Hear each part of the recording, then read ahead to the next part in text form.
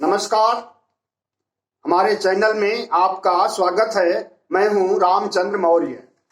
साथियों, कल supreme court में महाराष्ट्र सरकार ने एक याचिका दाखिल की थी और इस याचिका में था सोशियो इकोनॉमिक कास्ट सेंसस 2011 की रिपोर्ट को राज्यों को उपलब्ध कराया जाए। साथियों, 2011 में जनगणना हुई, लेकिन ओबीसी जनगणना सामाजिक आर्थिक रूप से पिछड़े लोगों की जनगणना की रिपोर्ट को आज तक लगभग 11 साल हो गए, अभी तक राज्यों को उपलब्ध नहीं कराया गया है। मतलब केंद्र सरकार नहीं चाहती है कि आर्थिक रूप से, सामाजिक रूप से पिछड़े वर्ग को कोई सहूलियत मिले। उसकी कोई ईमानदार कोशिश नजर नहीं आ रही है, बल्कि वह पिछली जनगणना के आंकड़ों को छिपाना चाहती है, दबाना चाहती है और ओबीसी जनगणना कराने के पक्ष में नहीं है। तो महाराष्ट्र सरकार ने सुप्रीम कोर्ट में जाकर के फाइल याचिका लगाई है कि हमें उपलब्ध कराने के लिए आंकड़े केंद्र सरकार को निर्देशित किया जाए।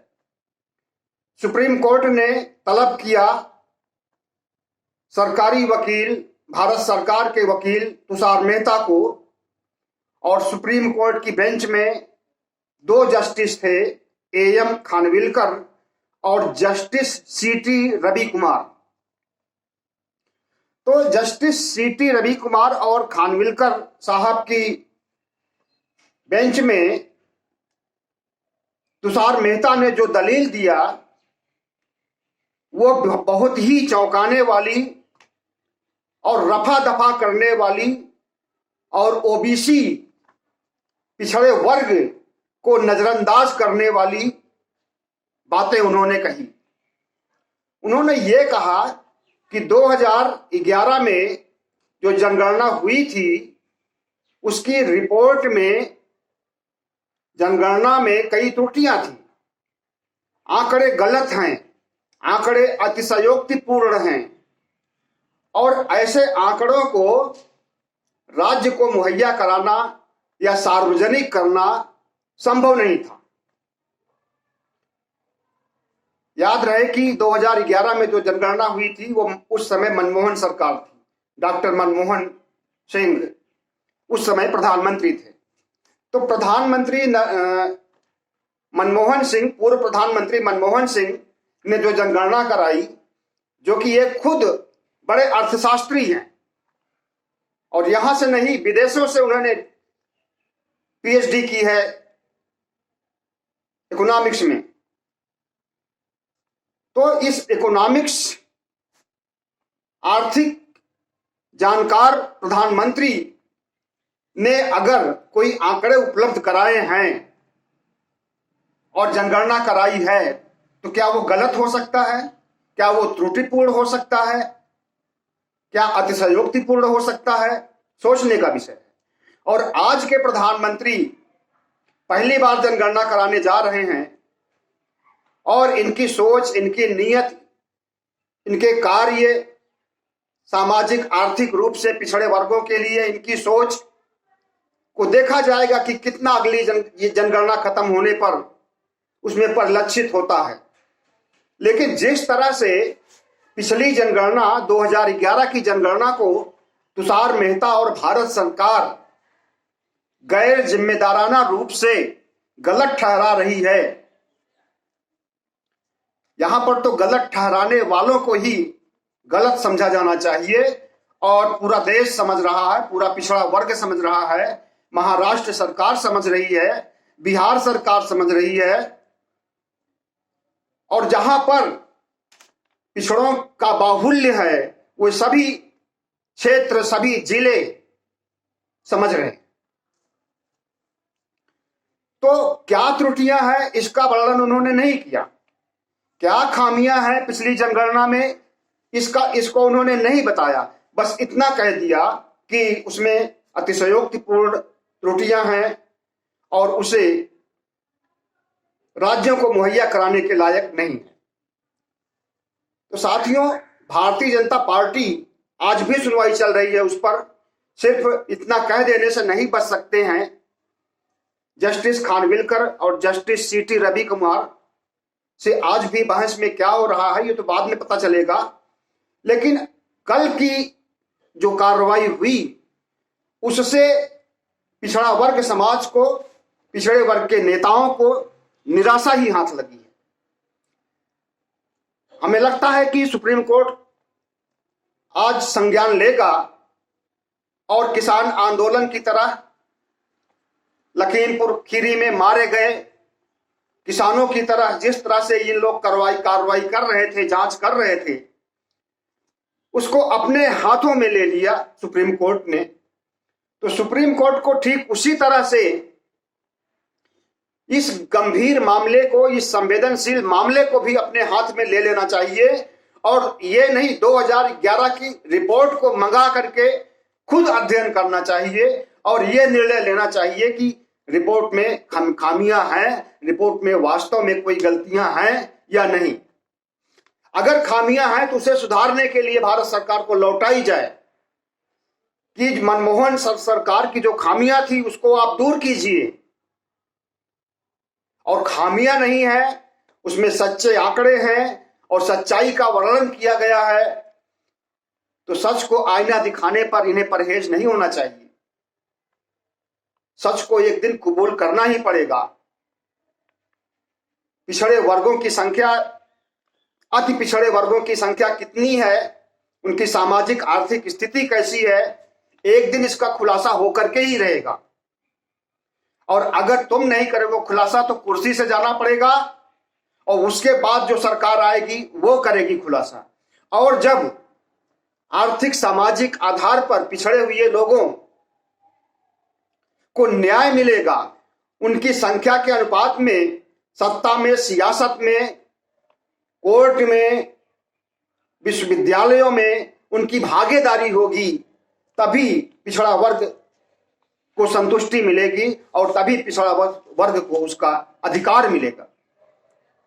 भारतीय जनता पार्टी और आरएसएस को मालूम हो कि भारतीय संविधान, जिसे आप नहीं मानते हो, समानता पर, समाजवाद पर, धर्मनिरपेक्षता पर के मूल्यों पर चलता है और उसी समानता के सिद्धांत पर आज पिछड़े वर्ग के लोग, अति पिछड़े वर्ग के लोग जागरूक हो गए हैं और अपना अधिकार मांगने के लिए कमर कस चुके हैं। और वह जागरूकता सिर्फ उत्तर भारत में ही नहीं बल्कि मध्य भारत और दक्षिण भारत में भी हो गई है।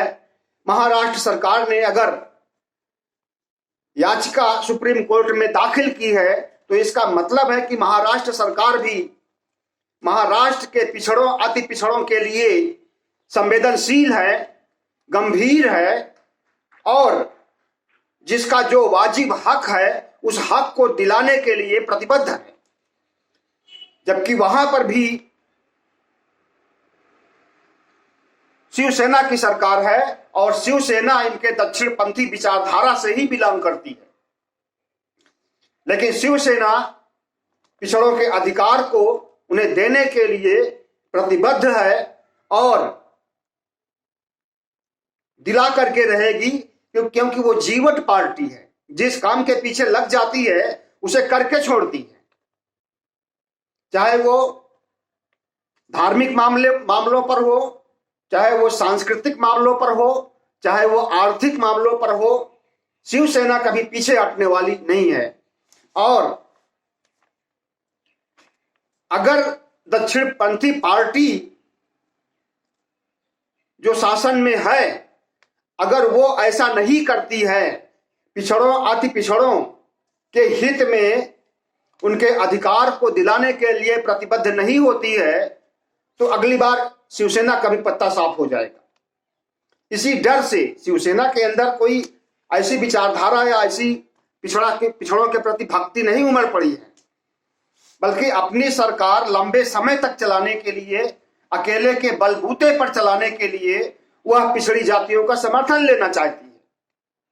और पिछड़ी जातियों का समर्थन उसे तभी मिलेगा जब उसके अधिकार को शिवसेना दिलाएगी।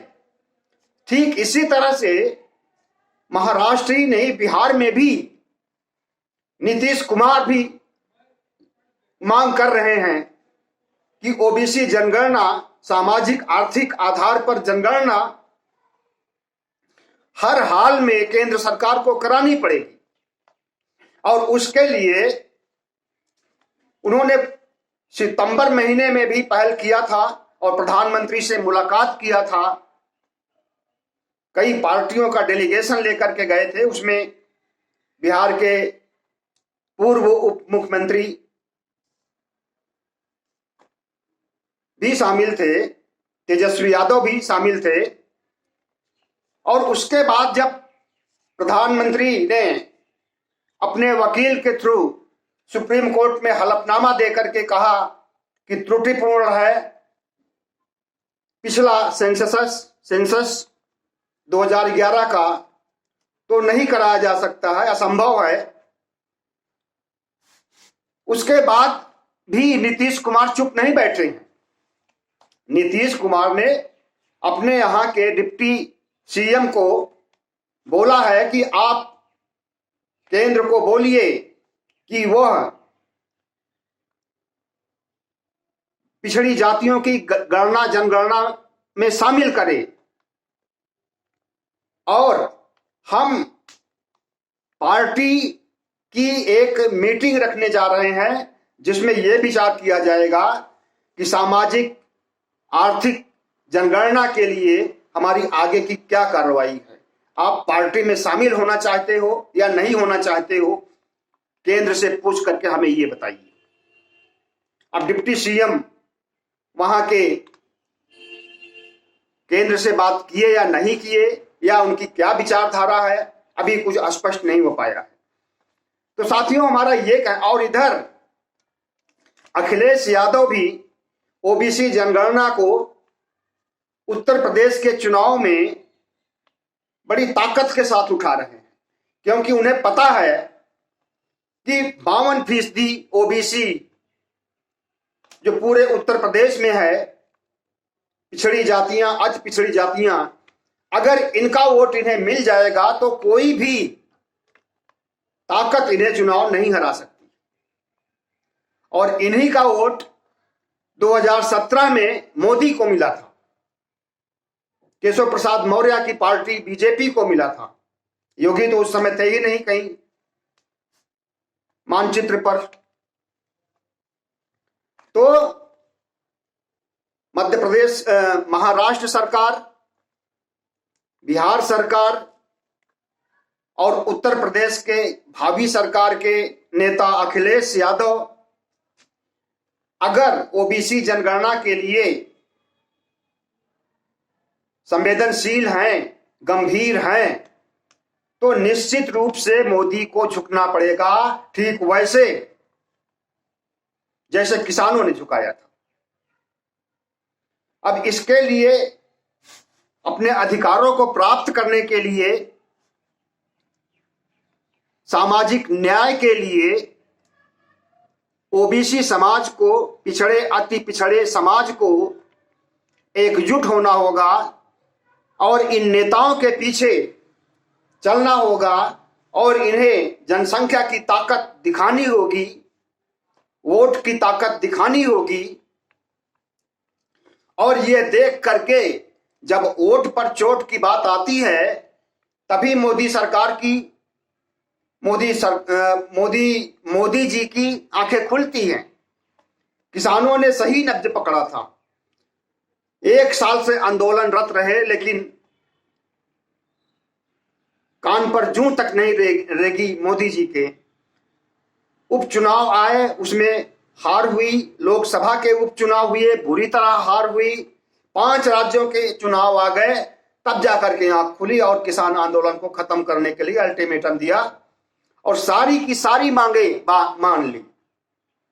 एक मांग बची रह गई थी, ना तो किसान उठा सके और ना वो बोल सके, वो थी अजय मिश्र टोनी राज्य मंत्री, केंद्रीय राज्य मंत्री की गिरफ्तारी और उनका त्यागपत्र।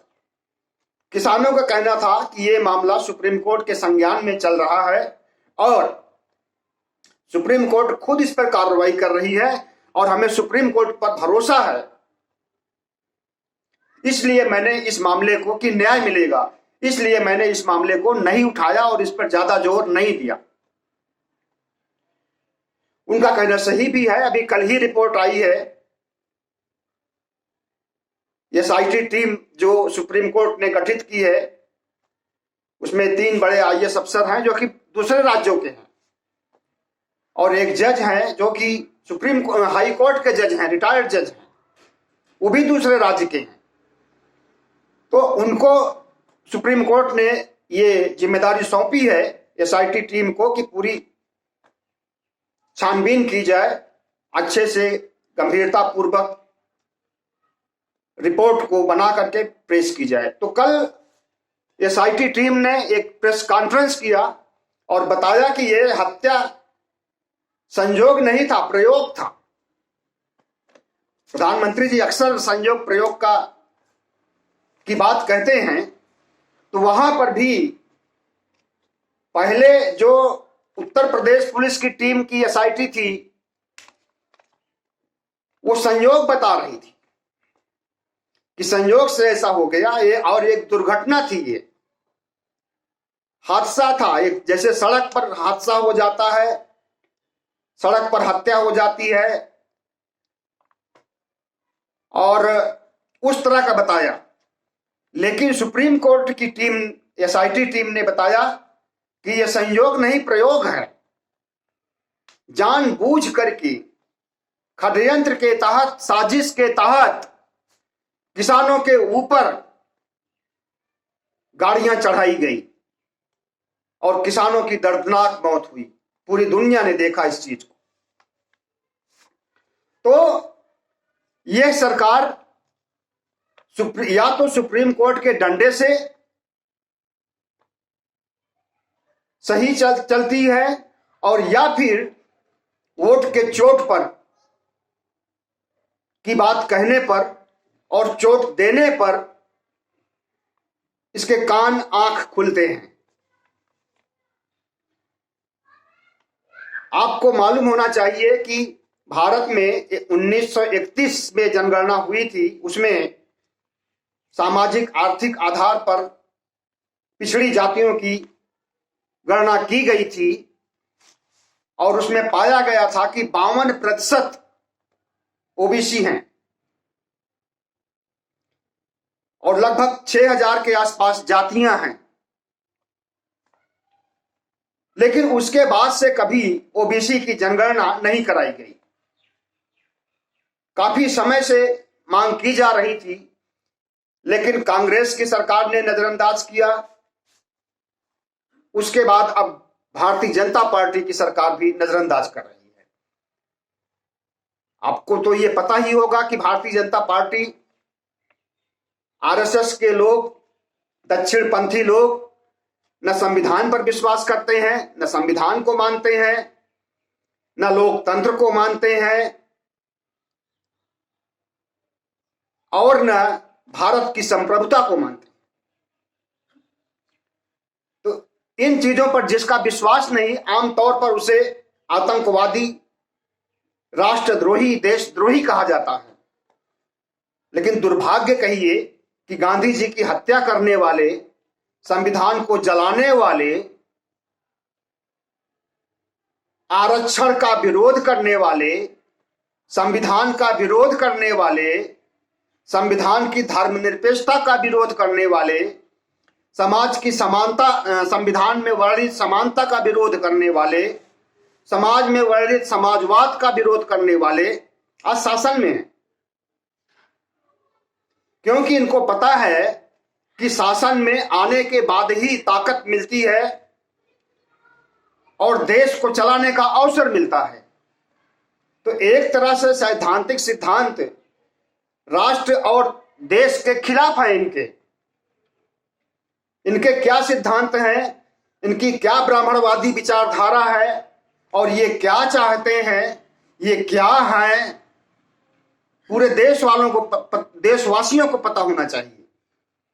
ये सांप्रदायिक सोच वाले हैं, ब्राह्मणवादी सोच वाले हैं, मनुस्मृति की सोच वाले हैं, और ऐसी सोच वाले कभी भी न तो पिछड़ी जातियों को उनका हक दे सकते हैं क्योंकि शूद्र हैं वो, न उन्हें शिक्षा दे सकते हैं, न उन्हें नौकरी दे सकते हैं, न उनका अधिकार दे सकते हैं, और न जनजातियों को दे सकते हैं और न अनुसूचित जाति को दे सकते हैं, क्योंकि सारे के सारे शूद्र हैं।